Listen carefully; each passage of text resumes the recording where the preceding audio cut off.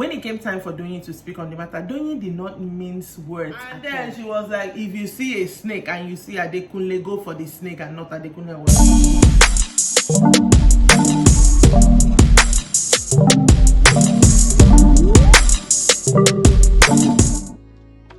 Hello, welcome to Rants of Naija Chic. It is your big brother Naija Level Up Season Reunion Day 6 Roundup.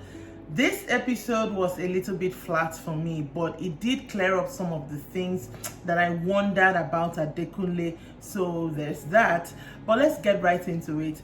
First of all, Ebuka started with Khalid and Brian playing a clip of them kind of shading Hermes's accent, wondering why is he speaking this way, he's from Shoki, why is he, doing all that basically.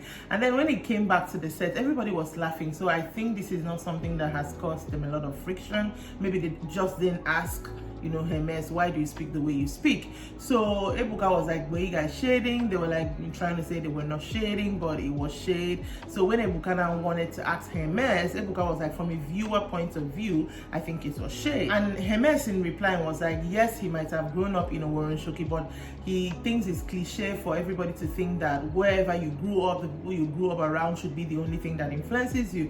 That he saw how people took Caucasian people because of the way they speak, so he had to intentionally learn how to speak that way, how to his accent, his voice and everything. And I think it's very commendable, to be very honest. Yes, everybody may think the whole faking of accents, you should be proud of your accent. I don't think it means that he's not proud of his accent, because if you know anything about MS, at least the way we met him, he was still promoting where he's from, the fact that he's from a certain type of community. He was still proud of that fact and promoting that fact. So I don't think it's a matter of him not being proud. And he did it very well. I personally like the way he spoke. I mean, the way he still speaks. I mean, it's not that easy to learn an accent and affect it and do it very well. I mean, I've been trying since, but anyway, so that ushered that particular topic out of the way. And then Ebuka turned and faced Adekunle, Doyin and Alison. So earlier in the house, before Alison was kind of tied with Hermes, she had gotten with Adekunle first. And then she switched to Hermes. So Ebuka was now asking her, okay, what happened? That switch, it was almost as if it happened overnight. So Alison was like, the first time she saw Adekunle, I mean, Adekunle is a fine man, Adekunle was just smiling, and that he's smart, she perceived his intelligence, even though he's not typically the kind of person she would go for.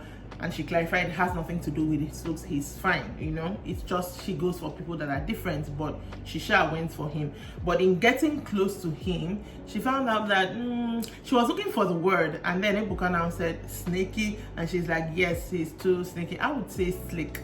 Adekunle is slick, oil slick. Adekunle is oil slick, very slick, but same thing. So that's why she pulled back and went for Hermes, which is more the type of person she would usually go for.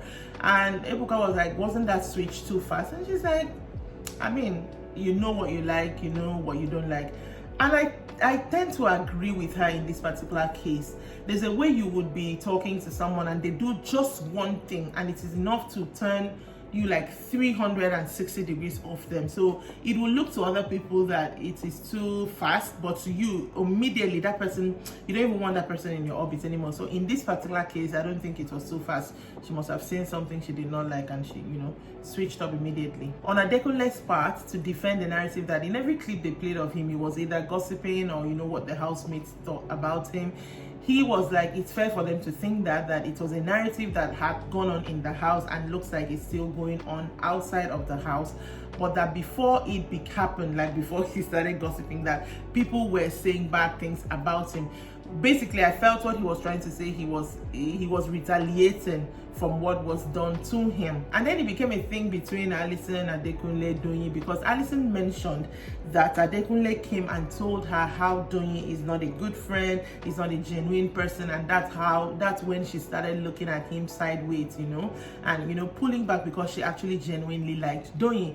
On Adekunle's part, Adekunle also mentioned the fact that After Alison had switched up to Hermes, Doyin came to him and said that, you know, maybe talk to Rachel. And then when he started talking to Rachel, he heard that Doyin was saying, I don't know why he's talking to Rachel. When it came time for Doyin to speak on the matter, Doyin did not mince words at all. First of all, was like that trifling man.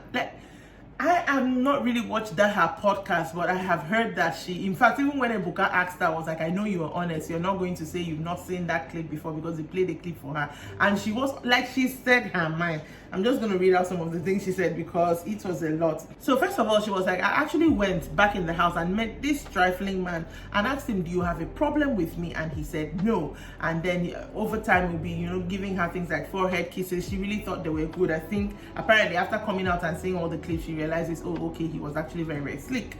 And then he said he should be very ashamed of himself. In fact, he has disgraced his mother because he made her home training go to nothing. He should be very ashamed of himself. He's a very vicious and malicious person. He went around saying bad things about me. He did not allow people to get to know me for me. And then she was like, if you see a snake and you see Adekunle, go for the snake and not Adekunle. I was like, it cannot be that bad. But then again, I did not have that experience. But that's what Doyin said about Adekunle. All this while Adekunle was just calm and looking at her. I really commended him for that, because some of the people would not allow all that fly without interjecting. But then again, it may also be a play. We hear that he's thinking, I do not know. So Ebuka circles back to Adekunle. What changed exactly? Because earlier in the house, at least in week 1, week 2, Doyin, Dotun, Alison, and Adekunle were kind of like a small faction. So he's like, what changed? So he said that in week 3, when they had the party in their club, that Doyin was drunk. By then, I think Alison had already switched up to MS. So Doyin was drunk. He led her out of the club, and then went back inside and called Alison, come and take care of your friend. Only for him to go to the bathroom the next day to take a pee, and he heard Doyin and Alison talking. And Doyin was like, did you see that Adekunle was miserable in the Saturday night party, that she is sure that he's not happy seeing her, that's Alison, dancing with Hermes. And then he coughed for them to know that someone was in the other stall, and then he walked out, and that was basically the switch for him. While he was narrating this one, Dotun kept like, because Dotun and Doyin were sitting together, Dotun was like, no, guy, just own up to the fact that you were playing a game. I think Dotun, Doyin, and Alison seem to be of the same belief that, you know, all these things you are saying, you're just playing a game, basically pitting people against each other, you know, instigating things, which is one of the things Alison had said about him also. So like, just own up to the fact that you were playing a game, and, you know, I mean, it worked for you. You got to the final, Doyin again said he is a liar. If he tells you it is raining, like it is raining right now, check outside. And Adekunle was like, you have said this severally about me. It's something you said in the house, and you people are still saying now that he doesn't even want anybody to believe his side of the story. He has just, you know, said at this point, if it were a game, he would have owned up to it, because he has nothing to lose, nothing to gain. One thing that was very interesting for me was that Ebuka now said, Sheks, we'll come to your matter and Adekunle another time, but do you want to weigh in on this whole issue? And Sheks mentioned something that I found, that yes, he noticed the sneaky behavior and all that, and then he was like, okay, maybe because they were inside the house and maybe he was bugging or something, let's get to Ase and see how this guy really is. And when he got to Ase, it was the same thing. Sheks was like, I would have more respect for him if he owned up to the fact, like, this was a game and I played it and it worked and I got to the final. So that he would respect him more if that was the case. But so I seem to think that the general consensus is that Adekunle is slick, is sneaky, and that seems to be the general consensus of all the housemates. But yeah, the next issue they tackled that night, which till right now is still very confusing to me, was Fina, Chomzi, and Eluswag. I think there was a time back in the house that Fina might have been going for Eluswag, but you know the thing of different houses, Chomzi was also another person that Eluswag maybe might have been interested in, and Fina was aware. They played one clip like that where Fina was asking Beauty, so who is this other girl? Who is this other girl? And you know, Beauty said Chomzi. From what she explained, she went around asking to find out the other girl that might have been contesting for Eluswag's feeling, and she's trying to say it wasn't that deep, which is, I don't know, Chomzi didn't seem to agree with her. Kind of felt like she said things about her because of, you know, I don't know. The whole thing was not clear, but at the end of the day, Fina said it wasn't that deep. She just wanted to know who the girl was, so it wasn't that deep. Maybe it wasn't that deep. But that's where the episode ended. Another one is going to be airing today, so I'm definitely going to be back with the roundup for that for you. Let me know if you're enjoying watching this roundup. So if I should stop, I'm not going to stop. But make sure that you're subscribed to this channel. Check out my Facebook page, Rants of a Naija Chick, and follow it, not just like it. Share it with your Facebook friends as well. Do not be an Adekunle. Don't mind me, I'm just joking, but share it with your friends. And then check me out on Instagram. It is the same name, Rants of a Naija Chick, and I will see you tomorrow with the next one. Bye.